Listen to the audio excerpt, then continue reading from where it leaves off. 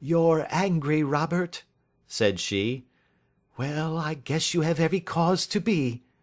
"Pray make no apology to me," said Lord St. Simon, bitterly. "Oh, yes, I know that I have treated you real bad and that I should have spoken to you before I went, but I was kind of rattled, and from the time when I saw Frank here again, I just didn't know what I was doing or saying. I only wonder I didn't fall down and do a faint right there before the altar. Perhaps, Mrs. Moulton, you would like my friend and me to leave the room while you explain this matter?" "If I may give an opinion," remarked the strange gentleman, "we've just had a little too much secrecy over this business already. For my part, I should like all Europe and America to hear the rights of it." He was a small, wiry, sunburnt man, clean-shaven, with a sharp face and alert manner. "Then I'll tell our story right away," said the lady. "Frank here and I met in '84, in McQuire's camp, near the Rockies, where Pa was working a claim. We were engaged to each other, Frank and I, but then one day Father struck a rich pocket and made a pile, while poor Frank here had a claim that petered out and came to nothing. The richer Pa grew, the poorer was Frank, so at last Pa wouldn't hear of our engagement lasting any longer, and he took me away to Frisco. Frank wouldn't throw up his hand, though, so he followed me there, and he saw me without Pa knowing anything about it. It would only have made him mad to know, so we just fixed it all up for ourselves. Frank said that he would go and make his pile too, and never come back to claim me until he had as much as Pa. So then I promised to wait for him to the end of time, and pledged myself not to marry anyone else while he lived. 'Why shouldn't we be married right away then?' said he, 'and then I will feel sure of you, and I won't claim to be your husband until I come back.' Well, we talked it over, and he had fixed it all up so nicely, with a clergyman all ready and waiting, that we just did it right there, and then Frank went off to seek his fortune, and I went back to Pa. The next I heard of Frank was that he was in Montana, and then he went prospecting in Arizona, and then I heard of him from New Mexico. After that came a long newspaper story about how a miners' camp had been attacked by Apache Indians, and there was my Frank's name among the killed. I fainted dead away, and I was very sick for months after. Pa thought I had a decline and took me to half the doctors in Frisco. Not a word of news came for a year and more, so that I never doubted that Frank was really dead. Then Lord St. Simon came to Frisco, and we came to London, and a marriage was arranged, and Pa was very pleased, but I felt all the time that no man on this earth would ever take the place in my heart that had been given to my poor Frank. Still, if I had married Lord St. Simon, of course I'd have done my duty by him. We can't command our love, but we can our actions. I went to the altar with him with the intention to make him just as good a wife as it was in me to be. But you may imagine what I felt when, just as I came to the altar rails, I glanced back and saw Frank standing and looking at me out of the first pew. I thought it was his ghost at first, but when I looked again, there he was still, with a kind of question in his eyes, as if to ask me whether I was glad or sorry to see him. I wonder I didn't drop. I know that everything was turning round, and the words of the clergyman were just like the buzz of a bee in my ear. I didn't know what to do. Should I stop the service and make a scene in the church? I glanced at him again, and he seemed to know what I was thinking, for he raised his finger to his lips to tell me to be still. Then I saw him scribble on a piece of paper, and I knew that he was writing me a note. As I passed his pew on the way out, I dropped my bouquet over to him, and he slipped the note into my hand when he returned me the flowers. It was only a line asking me to join him when he made the sign to me to do so. Of course I never doubted for a moment that my first duty was now to him, and I determined to do just whatever he might direct. When I got back I told my maid, who had known him in California, and had always been his friend. I ordered her to say nothing but to get a few things packed and my ulster ready. I know I ought to have spoken to Lord St. Simon, but it was dreadful hard before his mother and all those great people. I just made up my mind to run away and explain afterwards. I hadn't been at the table 10 minutes before I saw Frank out of the window at the other side of the road. He beckoned to me, and then began walking into the park. I slipped out, put on my things, and followed him. Some woman came talking something or other about Lord St. Simon to me, seemed to me from the little I heard as if he had a little secret of his own before marriage also. But I managed to get away from her, and soon overtook Frank. We got into a cab together, and away we drove to some lodgings he had taken in Gordon Square, and that was my true wedding after all those years of waiting. Frank had been a prisoner among the Apaches, had escaped, come on to 'Frisco, found that I had given him up for dead and had gone to England, followed me there, and had come upon me at last on the very morning of my second wedding. I saw it in a paper, explained the American. It gave the name in the church, but not where the lady lived.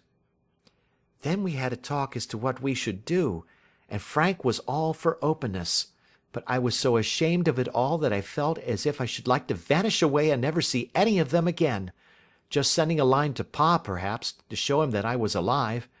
It was awful to me to think of all those lords and ladies sitting round that breakfast table and waiting for me to come back. So Frank took my wedding clothes and things and made a bundle of them, so that I should not be traced, and dropped them away somewhere where no one could find them. It is likely that we should have gone on to Paris tomorrow, only that this good gentleman, Mr. Holmes, came round to us this evening, though how he found us is more than I can think, and he showed us very clearly and kindly that I was wrong and that Frank was right, and that we should be putting ourselves in the wrong if we were so secret. Then he offered to give us a chance of talking to Lord St. Simon alone, and so we came right away round to his rooms at once. Now, Robert, you have heard it all, and I am very sorry if I have given you pain, and I hope that you do not think very meanly of me." Lord St. Simon had by no means relaxed his rigid attitude, but had listened with a frowning brow and a compressed lip to this long narrative. "Excuse me," he said, "but it is not my custom to discuss my most intimate personal affairs in this public manner." "Then you won't forgive me? You won't shake hands before I go?" "Oh, certainly, if it would give you any pleasure." He put out his hand and coldly grasped that which she extended to him. "I had hoped," suggested Holmes, "that you would have joined us in a friendly supper." "I think that there you ask a little too much," responded his lordship. "I may be forced to acquiesce in these recent developments, but I can hardly be expected to make merry over them. I think that with your permission I will now wish you all a very good night." He included us all in a sweeping bow, and stalked out of the room. "Then I trust that you at least will honour me with your company," said Sherlock Holmes. "It is always a joy to meet an American, Mr. Moulton, for I am one of those who believe that the folly of a monarch and the blundering of a minister in far gone years will not prevent our children from being some day citizens of the same world-wide country under a flag which shall be a quartering of the Union Jack with the stars and stripes." "The case has been an interesting one," remarked Holmes when our visitors had left us, "because it serves to show very clearly how simple the explanation may be of an affair which at first sight seems to be almost inexplicable. Nothing could be more natural than the sequence of events as narrated by this lady, and nothing stranger than the result when viewed, for instance, by Mr. Lestrade of Scotland Yard." "You were not yourself at fault at all, then?" "From the first, two facts were very obvious to me. The one, that the lady had been quite willing to undergo the wedding ceremony. The other, that she had repented of it within a few minutes of returning home. Obviously something had occurred during the morning, then, to cause her to change her mind. What could that something be? She could not have spoken to anyone when she was out, for she had been in the company of the bridegroom. Had she seen someone then? If she had, it must be someone from America, because she had spent so short a time in this country that she could hardly have allowed anyone to acquire so deep an influence over her that the mere sight of him would induce her to change her plans so completely. You see, we have already arrived, by a process of exclusion, at the idea that she might have seen an American. Then who could this American be, and why should he possess so much influence over her? It might be a lover. It might be a husband. Her young womanhood had, I knew, been spent in rough scenes and under strange conditions. So far I had got before I ever heard Lord St. Simon's narrative. When he told us of a man in a pew, of the change in the bride's manner, of so transparent a device for obtaining a note as the dropping of a bouquet, of her resort to her confidential maid, and of her very significant allusion to claim-jumping, which in miners' parlance means taking possession of that which another person has a prior claim to, the whole situation became absolutely clear. She had gone off with a man, and the man was either a lover or a previous husband, the chances being in favour of the latter. And how in the world did you find them? It might have been difficult, but friend Lestrade held information in his hands the value of which he did not himself know. The initials were, of course, of the highest importance, but more valuable still was it to know that within a week he had settled his bill at one of the most select London hotels. How did you deduce the select? By the select prices. 8 shillings for a bed and 8 pence for a glass of sherry pointed to one of the most expensive hotels. There are not many in London which charge at that rate. In the second one which I visited in Northumberland Avenue, I learned by an inspection of the book that Francis H. Moulton, an American gentleman, had left only the day before, and on looking over the entries against him, I came upon the very items which I had seen in the duplicate bill. His letters were to be forwarded to 226 Gordon Square, so thither I travelled, and being fortunate enough to find the loving couple at home, I ventured to give them some paternal advice, and to point out to them that it would be better in every way that they should make their position a little clearer both to the general public and to Lord St. Simon in particular. I invited them to meet him here, and, as you see, I made him keep the appointment. But with no very good result, I remarked.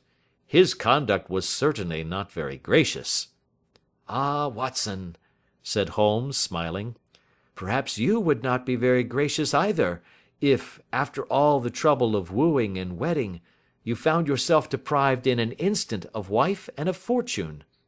I think that we may judge Lord St. Simon very mercifully, and thank our stars that we are never likely to find ourselves in the same position. Draw your chair up, and hand me my violin, for the only problem we have still to solve is how to while away these bleak autumnal evenings. End of Adventure 10.